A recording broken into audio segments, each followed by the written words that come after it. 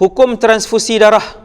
Darah pula. Ni masalah yang seterusnya, ubat dan rawatan. Ni semua pasal ubat dan rawatan. Inhaler, AIMO, suntik, pil melambatkan haid. Okey, ada 4 masalah sahaja. 5. Dialisis. Transfusi, dialisis, AIMO, inhaler dan suntik. 5.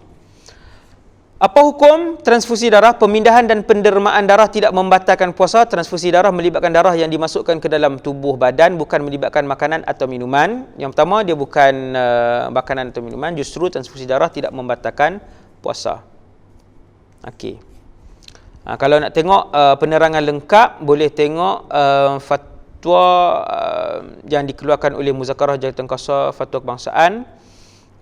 Boleh tengok dalam portal JAKIM. Tuan-tuan nak tengok banyak yang dimasukkan di situ, risalah-risalah yang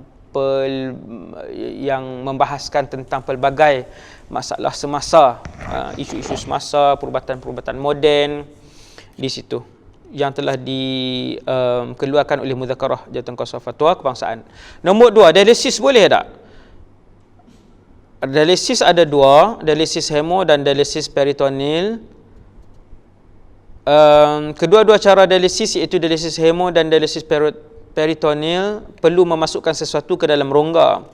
Perbuatan tersebut membatalkan puasa. Pesakit yang menjalani rawatan dialisis hemo boleh berpuasa ketika dia tidak menjalani rawatan tersebut mengikut nasihat doktor dan mengikut kemampuannya. Yang buat dialisis hemo ni, kalau doktor kata boleh puasa, maka dia boleh berpuasa. Jika tidak mampu, maka dia dibolehkan untuk berbuka puasa dan mengqadakannya. Dia boleh berbuka, tak puasa dan qada untuk dia buat rawatan tersebut. Boleh tak buat rawatan? Boleh. Berdosa tak dia buat rawatan tersebut? Tidak berdosa. Batal tak puasa dia? Batal. Kerana kedua-dua dialisis ini melibatkan memasukkan sesuatu ke dalam rongga. Batal puasa dia, tidak berdosa, wajib qada. Dia boleh untuk berbuka. Pesakit yang menjalani rawatan dialisis peritoneal difahamkan perlu menjalani rawatan ini secara berterusan. Ini bermakna dia tidak boleh melakukan puasa kerana rawatan yang berterusan. Ini membatalkan puasanya sekalipun dia sihat ataupun berupaya untuk berpuasa. Dia boleh dikategorikan, dia ni orang yang menjalani rawatan dialisis peritoneal sebagai orang sakit yang tidak ada harapan sembuh. Dia boleh menggantikan puasanya dengan membayar fidyah tanpa mengqadakan puasa sebab rawatan itu berterusan. Hasbunallah wa ni'mal wakil. Hasbunallah wa ni'mal wakil. Nas'alullah al-afiyah li wa li jami'il muslimin.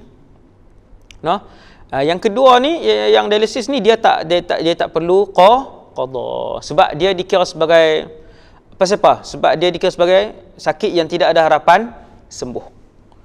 Ubat AIMO, ubat titis mata seperti AIMO tidak membatalkan puasa.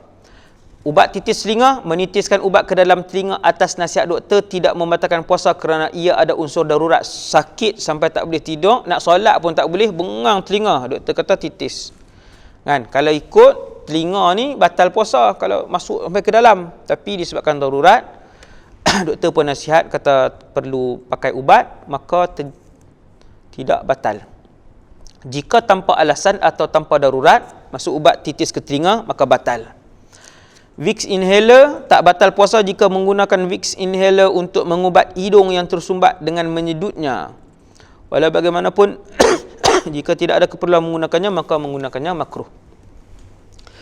Yang keenam, pil lambatkan haid. Boleh tak? Boleh menggunakan pil untuk melambatkan haid ketika berpuasa jika tidak membahayakan. Wallahu alam, saya dapat maklumat juga daripada doktor bahawa pil itu tidak memudaratkan. Sebab tu orang wanita yang nak mengerjakan umrah juga untuk melambatkan haid, mereka juga dibenarkan untuk mengambil pil tersebut. Suntikan pula nombor 7 dan yang terakhir. Suntikan biasanya dilakukan pada urat saraf atau di bawah kulit. Rongga ke tak? Bukan rongga. Oleh itu, ia tidak membatalkan puasa. Ia tu suntikan. Suntikan tak batal lah. Sebab dia bukan rongga. dia tidak disuntik ke dalam rongga. Walau bagaimanapun, jika suntikan itu melalui rongga yang terbuka, contohnya memasukkan alat suntikan melalui lubang telinga, maka batal puasanya. Walhamdulillahirabbil alamin.